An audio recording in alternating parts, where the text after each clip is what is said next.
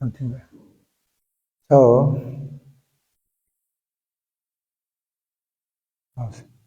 Sripad Bhakti Chakur Narsingha Maharaj is speaking something just a normal, very nice way, speaking something natural from his heart.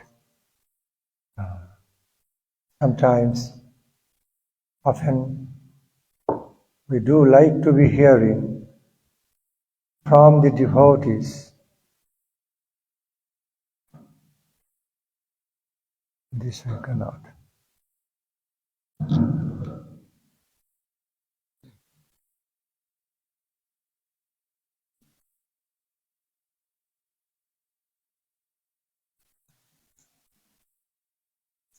Oh, it's not fitting. It's not meant for that.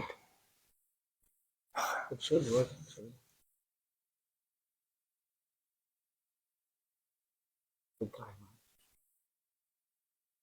Give me in my hand.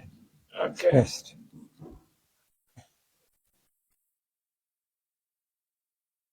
Often we should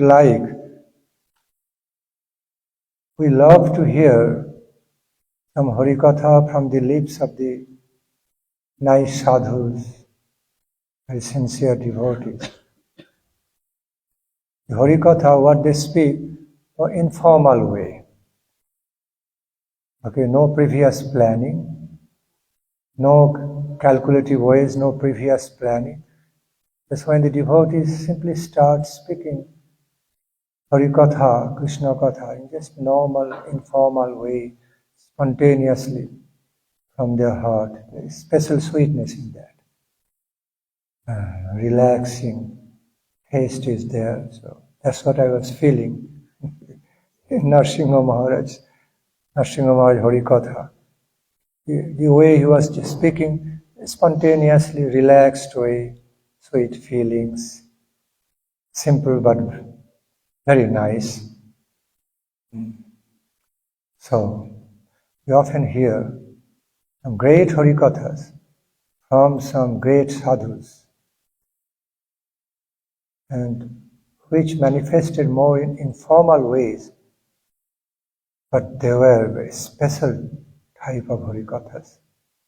We have experienced that in our life.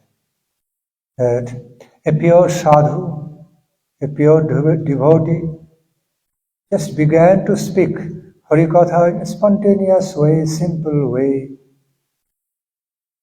in a very informal way, but so that contains his experience, contains his own experience, and little valuable experiences. Okay, although presented in a simplified, simple way, but they are also valuable. And just some Hari-kathas manifested like that in very informal ways, natural ways, valuable wealth, considered valuable wealth. So,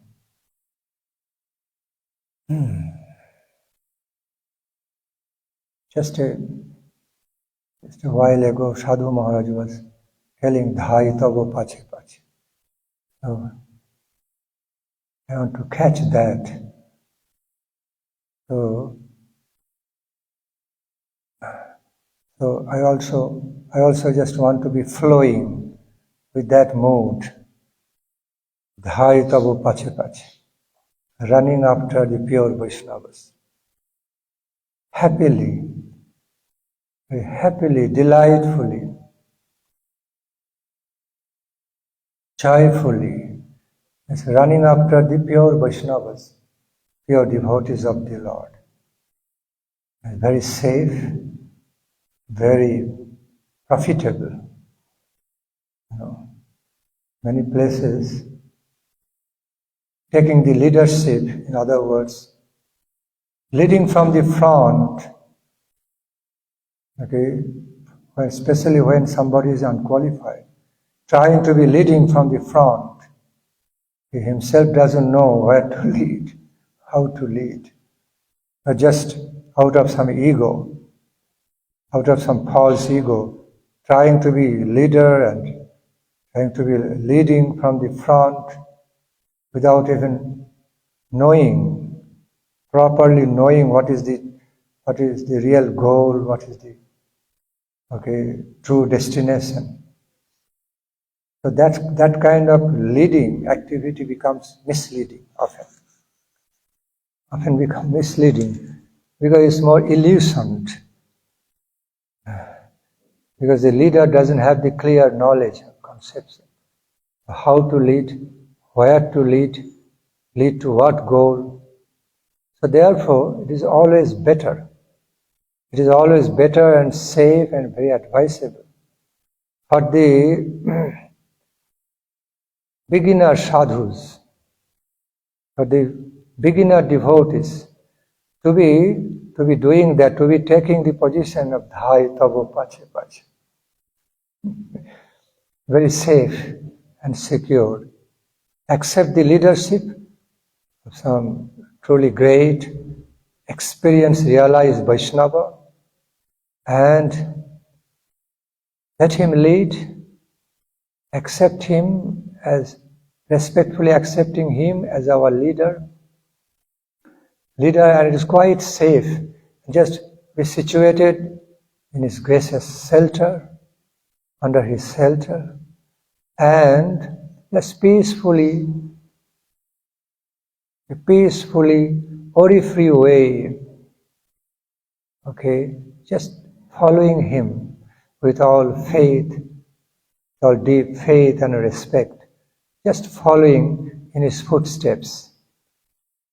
We're following a truly qualified leader, who is so trustworthy, in whom we can put all faith of knowing that I will be reaching my destination. I will be reaching my ideal, my real destination, final destination, divine destination, as I keep on following in his footsteps. But this is applied to a pure Vaishnava, pure sadhu. So back to the point. Sadhu Maharaj was mentioning about that line, last line of the song, Ohe Vaishnava Thakura Dayaro Sagura. I was thinking, that's one of the very safest and secure, anxiety-less ways. Remaining in the safe shelter of a Vaishnava, just be running after, following, anxiety-lessly following after the Vaishnava, in the footsteps of the Vaishnava leader, without taking up the responsibility of leadership, without him taking the responsible position of leading. It requires a lot of qualifications, and a lot of sacrifice, a lot of responsibility to be leading properly. But taking the position behind the leader, behind the qualified leader, and following him peacefully, happily, relaxed way, joyfully, full faith. It's a great solace, great relief in life. It's a very satisfying, very satisfying, self-satisfying. Gain some, divinely gain some procedure of life, state of life. So, just as small babies, small children are just following their parents with full faith and trust, and free of anxiety and concern, knowing, my parents know how to guide me, take care of me. So feeling in the shelter of parents, guardians, loving guardians, and just following them, flowing with them with so much trust. Feelings of love and trust. In our spiritual world also, we have that. Finding so much solace, peaceful solace. With so much relieving, so much relief and, satisfying position. Very satisfying position of feeling so secured and satisfied. Just to be in the shelter of Vaishnava, following after him. Just as when we receive a great teacher in life, sometimes we say, friends, philosopher, guide. There's a saying, oh, he is my, or she is my friend, philosopher, guide of life. Having so much appreciation. So, when you receive a great teacher, great guide in our life, out of great fortune, and just continue following that, cultivating, developing ourselves, getting developed, under their blessed shelter, under their blessed guidance, loving guardianship is such a sweet and fortunate, fortune-giving position. Therefore, anugatta, having the pure mode of submissiveness, with humility, while we are in connection with the higher sadhus, higher Vaishnavas, truly qualified, pure sadhus, pure Vaishnavas. With so much praise, has been so much valued, so much glorified in the holy scriptures by the Mahajanas.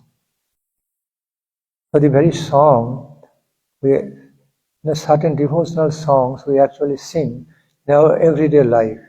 One of them is Vaishnava Thakura Dayaro Sagaro Vidashe Karuna Kore.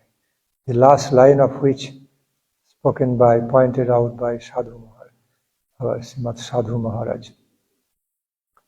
Amito Kangal Krishna Krishna Boli Dhai Tabu Pache Pache. So in that song, this is one of the most educative songs.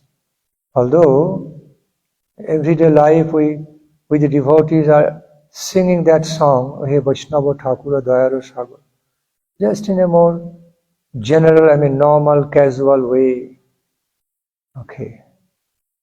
But as we deeply as we take a deep look into the esoteric meanings of such song, we find there are deeper meanings, very, very beneficial, so much beneficial meanings, and it's so educative song. Very, very beneficial if we can follow the educations, instructions, guidance given through such song. Ohe Vaishnava Thakura Dayaro Sagar. Apparently looks to be very simple one. It is simple, at the same time it is very valuable, very profitable, spiritually profitable. We starting with Ohe Vaishnava Thakura. Tumi Dayaro Sagaro Edashe Karuna Kori. Oh Vaishnava Thakura. Oh Vaishnava Thakura, I am praying to you, humbly praying to you, knowing that you are the ocean of mercy. Because you are known to be the ocean of compassion, ocean of mercy for one and all. So, herein I am, presenting myself to you as very needy. So please be having your mercy on me. Edashe karuna kori. Please be kind enough, compassionate enough to be giving your loving shelter. Loving shelter. Please be kindly rectifying me, purifying me, and prepare me, qualify me in a more pure way under your gracious shelter. Embracing me in your gracious shelter, O Vaishnava Thakura. Vaishnava Thakura, tumi dayaro sagoro. So because of that, edashe karuna kori, diya pado chaya shodho he amay, amar charanada. O Vaishnava Thakura, I embrace your lotus feet. I hold your lotus feet to my heart, close to my heart, begging you, humbly praying you to be granting your gracious shelter to me, to be absorbing me in your gracious shelter, in the domain, in the world of your loving guardianship, so that I can be blossoming, I can be developing nicely, beautifully, truly developing, blossoming with all spiritual beauty, fragrance, and all wealth, being taken care of by you, being taken care of by you, nurtured by you, guided by you. So, O my Lord Vaishnava Thakura, because I have known you are the ocean of compassion, mercy. Therefore, I am praying to you to have mercy on me. Otherwise, it will not be very befitting or justifying to your great name that you are ocean of mercy, unless you have that mercy on me. Give that mercy, bestow that mercy on me, because I am the real fit recipient. I am a very fit recipient to receive that mercy from you, because I feel so needy for that. So that's how the first line of the song starting. The mood of humbleness and humility. Praying to a Sadguru, Vaishnava Thakura. Because a Sadguru is none other than a great Vaishnava. So sometimes we think, Vaishnava, Gurudev are different. Generally, it may be understood as different, although interconnected different way, but factually, every great Vaishnava is qualified to become Guru, take the position of Sri Gurudev. So Sri Gurudev, in other words, means a Vaishnava Srestha. A foremost of the Vaishnavas, a great among the Vaishnavas. That's what Sri Gurudev is. In other words, a Vaishnava Srestha means a qualified Sri Gurudev. A qualified Sri Gurudev means a foremost Vaishnava. So, this prayer is made to Vaishnava Srestha, Sri Gurudev, and in general to all the great Vaishnavas, pure Vaishnavas. Then, what was that prayer? Diya pado chaya shodhaye amay, tomar charono dhari. Please be absorbing me in the shelter of your lotus feet. You know, the lotus feet is a symbolical way, poetically symbolical way of describing the shelter. Understand that? Like sometimes to address some very highly honorable person, we do not directly call their name, but rather say, Your Highness, Your Excellency, Your Honor, Your Holiness. Although it sounds to be like a bit abstract type, but that is more high-class way, more high-class honorable way to be addressing the exalted personalities with those, adjectives. Your divine grace, to Srila Gurudev, your divine grace. Don't directly tell the name. So, symbolical way. It's more respectful forms of addressing a high-class person. Respectful form, very respectful way, term to be related. A similar way, when we're trying to speak about, talk about, saying something about the shelter, higher spiritual shelter, an exalted devotee or Supreme Lord. In the Indian Vedic way, the style of address is lotus feet. Like they say, because the feet is considered like based on the ground. Or two feet are well grounded on the time, based on the ground. So, in a poetically symbolical way, the lotus feet is not like ordinary feet. Like we say, Your Highness, Your Exalted Holiness, Your Honor, Your Divine Grace.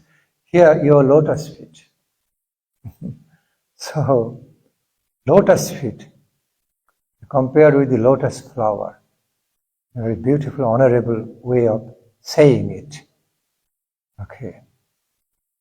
So, the lotus feet considered to be the great shelter. Lotus feet of the Lord, lotus feet of the Vaishnava.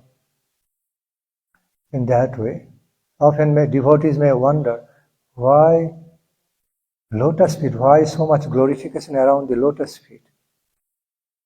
Not legs or hands or chest or head, lotus feet. You have to understand in a divinely poetical sense. Here lotus feet represents the whole shelter, divine solace and shelter. Shelter full of blessings and grace. Okay. So sometimes in some cultures we find, while they express deep feelings of love, they rather give kissing. Okay. Hugging and kissing are some symbolical ways, ritually, formally, symbolical ways of exchanging love appreciation. Materially, biologically kissing, so what? Touching cheek with the lips, so what? Hugging, so what? So formally it doesn't mean anything. But when it is meaningfully done, when it becomes the via media of extending, conveying one's loving appreciation, respectful love and appreciation, then they become so valuable, kissing or hugging. A similar way in Vedic, high-class Vedic spiritual culture, we touch the lotus feet. That's why I'm giving you all these examples. Instead of always giving hugging and kissing, the juniors or let me say, when I say junior, not in a derogatory sense, proper sense. So juniors, the juniors always pay respect. The seniors by touching their lotus feet, by bowing down to their lotus feet, touching their lotus feet. It's a Vedic way of showing great respect. Why lotus feet? Because lotus feet is considered. It is called as lotus feet, not just only feet, holy feet, lotus feet. Because it's considered in a very special way that it is my basis.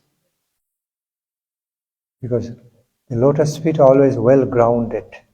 So it is understood in a more symbolical way, down to the earth, firmly situated on ground, like shelter. So, lotus feet of the Sri Gurudev, lotus feet of Vaishnavas, lotus feet of Supreme Lord, considered to be my own base, shelter of life, that way. So, it has to be poetically understood. And many things are that. See, sometimes there are certain body languages. We use certain body languages in our life. They are no less expressive than language words. Like when we say, don't take personally. Pointing out means, when I say like this, means I am directing to you something. Some language, not speaking, but they are very effective, expressive. Very expressive. So in the similar way, when we touch the lotus feet, the way the devotees touch the lotus feet, respect the lotus feet, offering obeisance to the lotus feet, very significant. So that it's a language of submission, very effective language of humble submission, expressing humility, honoring a great person by touching the lotus feet. Saying, I am not qualified to touch your higher limbs, higher parts of the body, too high for me. I won't dare to do that, but I will be touching, I should be allowed to be touching your holy feet. Lotus feet only, it's already, anyway, so I am around the lotus feet. So,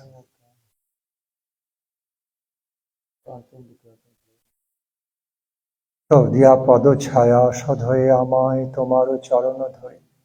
So here the devotee is humbly praying, please let me, please absorb me under your gracious shelter, within your gracious shelter.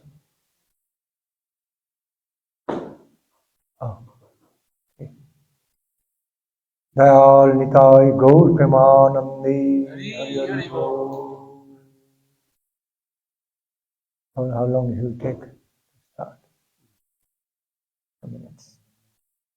Shodhoya just finished, trying to relatively finish again, and not actually finish. So that's the prayer of the devotees. O Vaishnava Thakura,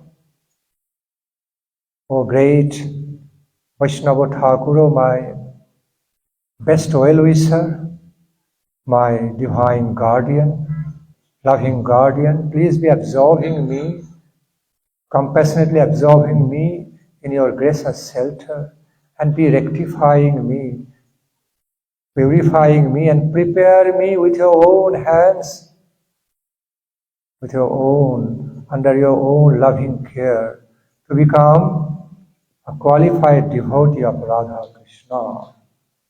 Chai Begodomi, next line, Chai Begodomi, Chai Doshoshodhi, Chai Guno Deho Dashi. Praying, so Thakur Bhakti Vinod.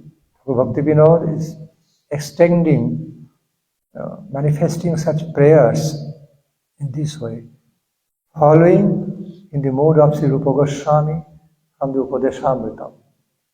The whole song, Vaishnava Thakur Dayara Song, actually so much following in the mood of, in the flow of Upadeshamritam, all the beautiful instructions by Srila Rupa Goswami to Upadeshamritam.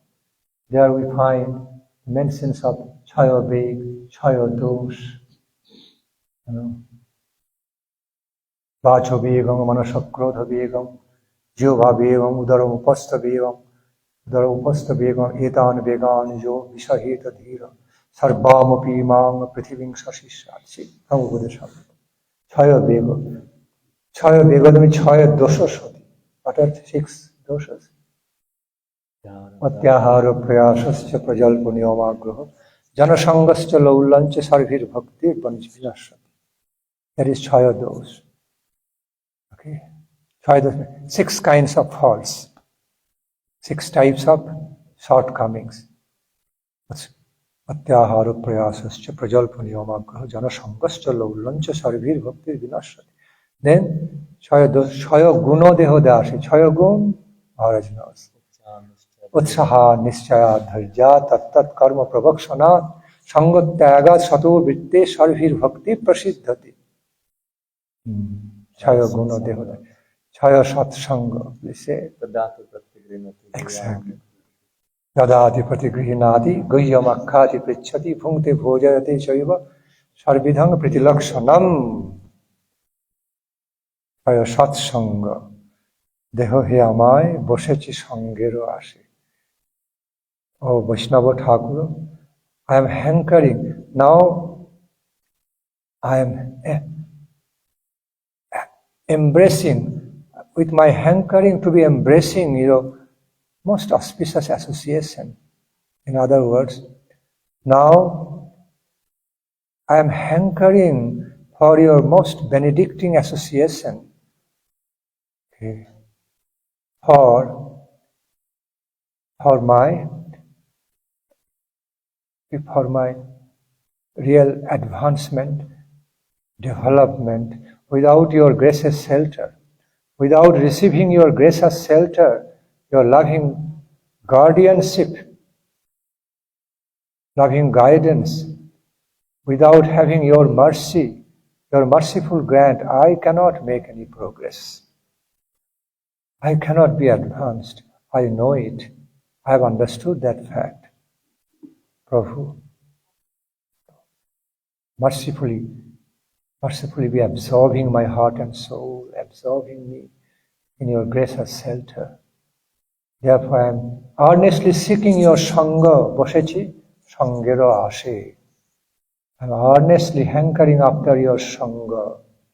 Means holy association, benedicting association. That is my last hope. That's my all hope. I have known sadhu sangha, sarva shastri koi. Lavamatra sadhu sangha, sarva siddhi hoy. Often question arises around this point, Lavamatra sadhu sangha, how it is possible? It is just said in a poetical way, but absurd. Lavamatra means only taking holy association of a pure sadhu, even for a fraction of moment. But for a second or so, fraction of moment, okay, we can be so much gaining. We can be gaining so much. We can have so much higher spiritual gain just by moments, holy association of a sadhu. How could it be possible? But it is true. The Guru Vargas, the Mahajanas explained. It works like current, electricity current. If there is a real sadhu and if there is real seeker, can truly connect, electricity doesn't take long time to flow through. It just manifests, it just starts flowing so fastly, just within a second. So meaning that even suppose someone takes sadhu sangha, holy sadhu sangha, even for a moment, some unknown sukriti starts from there, like a seed of fire. Seed of fire is received.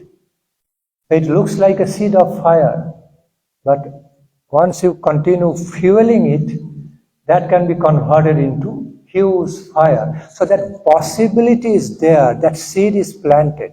In that way, it is said that ultimately, when the seed is planted, it means you have received a great potential, prospect. So a seed is none other than the future's big tree. We have to understand that way. It doesn't mean that immediately, with the moment's association of a pure sadhu, immediately that person turned into a great devotee, great Siddha Mahatma. It doesn't happen that way. But finally it happens. As a final result, in the consequence it happens, seed is planted. Seed is there. It will be sprouting and it will be turned into a big banyan tree, big fruit tree, eventually, as the cultivation goes on. So the receiving that seed is so important. One can go on for many, many years without seed, nothing will happen. Trying so much, nothing will happen. But when seed is received, planted properly, and then cultivated, that can bring sarvasiddhi.